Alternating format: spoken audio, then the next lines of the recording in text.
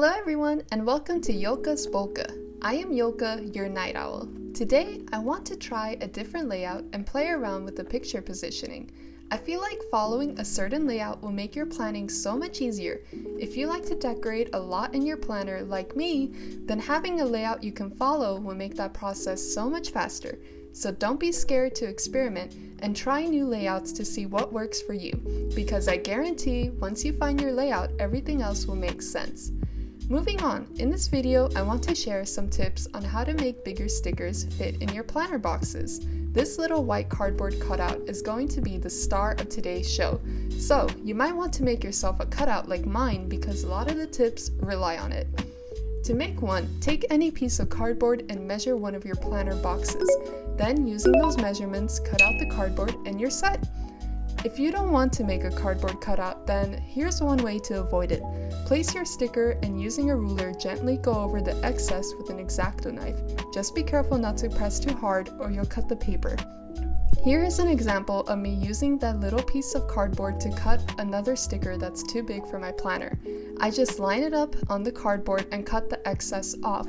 You can then use those excess strips as washi tape. Kind of a neat trick to get some extra washi.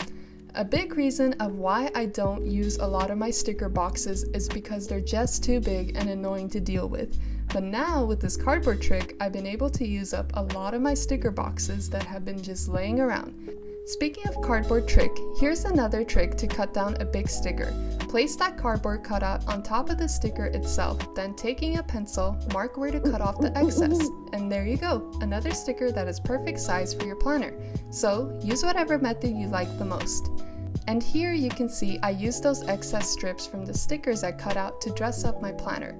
It's such a great way to repurpose those strips instead of just throwing them away.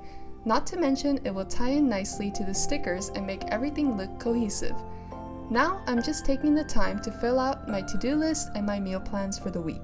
Next, I choose a quote of the week, and since this was the week I started my YouTube channel, I wrote, "Even the greatest was once a beginner."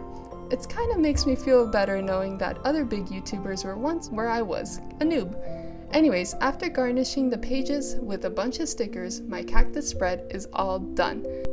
I hope I gave you some good tips on planning, and if I did, please like and subscribe, and I will see you all a little later.